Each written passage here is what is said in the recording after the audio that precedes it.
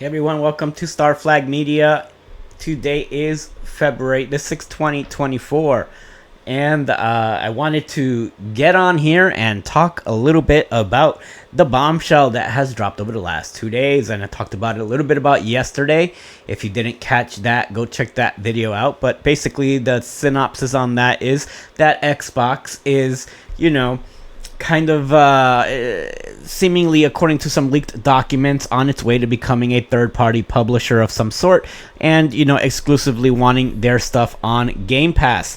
And we are going to start seeing a move towards some first-party games showing up on Sony and Nintendo consoles. Like Starfield is rumored to be coming to PlayStation 5 and probably later this year, and it is rumored that the next Indiana Jones game is also headed multi-platform. So, the reason that we are joining you guys today is because Phil Spencer got on X and kind of gave a non-answer to the people out there. He basically went on X and said, hey, we are aware what everybody out there is talking about. We hear you, and we always have our best interest at heart when it comes to Xbox and its future.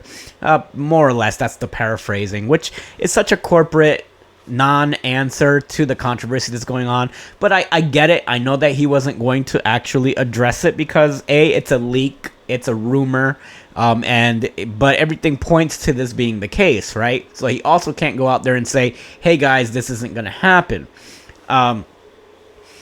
It looks like that Xbox is headed the way of Sega and Dreamcast, becoming a publisher, but Microsoft is definitely pushing to an all-digital future.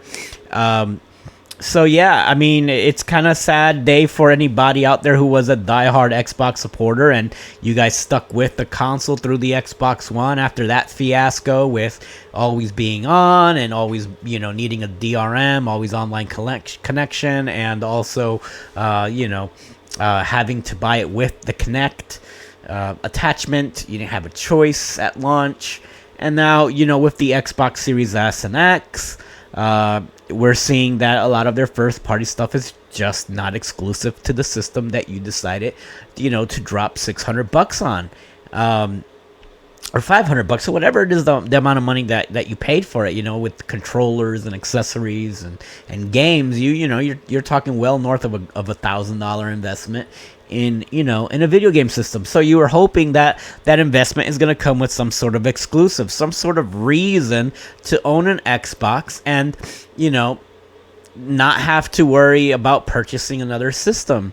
Well, if you have a PS5 and a Switch, you get to play Xbox games on your PS5 and your Switch, but you only can play Sony, first-party titles on your PS5, and you can only play Nintendo first-party titles on your Switch.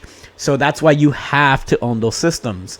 When we see a change like this happening, it seems like, Microsoft is not giving you a reason that you have to own an Xbox Series S or X. So, give me, this is a quick little video today, but I'm wondering what your guys' thoughts are on Phil Spencer's comment or no comment. Basically, it's big news this week. Microsoft is definitely under the microscope right now. Everybody's kind of waiting to see what's happening. If I was an investor, though, I would probably be putting money into Microsoft's gaming division right now, especially because Microsoft is, for all the doom and gloom that we're hearing out there, Microsoft is, mark my words, guys, I always said this, they're ahead of the curve.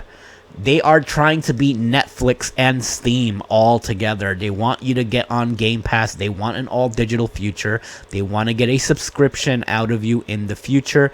And Microsoft is looking to slowly but surely exit the hardware business. Next gen, we might get an all-digital Xbox with some big hard drive in it for you to play local games if you decided to purchase the game. But really, the idea of the next Xbox, and I'm this is just speculation on my end, but the next Xbox is probably not going to come with a drive, and it's going to be, you know, a Game Pass box, and everything else that can possibly play Game Pass will have Game Pass on it. And if Microsoft has to pay Nintendo and pay Sony to put you know, a portion of their revenue to get their first party stuff exclusively on Game Pass, but now you can get it through, let's say, Sony. So Sony, you want to play those first party Xbox games, and let's say Sony and Nintendo agree to have Game Pass on there with the provision of only providing their first party lineup on their consoles.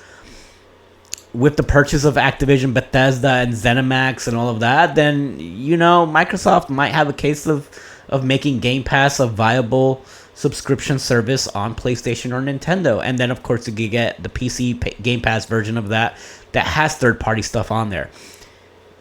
They're ahead of the curve. There's a lot that they can do. There's a lot of directions that they can take this. If they play it right, we're going to be talking about going to GameStop the same way that people talk about going to Blockbuster Video to get their games. Anyway, guys, that's all I've got for now. Make sure you guys leave a like and a subscribe, you know, to the channel. It really helps out. We are still growing. We would like to get to 100 subscribers, hopefully by the end of the year. That would be really nice. And then kind of just work our way up from there. If you're already subscribed, thank you so much. And if you could share the video, that would really help out a lot as well. Make sure if you want to buy us a coffee, you can certainly do so. There's going to be a link on the page itself, on the main page, and I'll try to link it right down below. As always, this is Anthony over at Starflag Media, and thanks for joining us.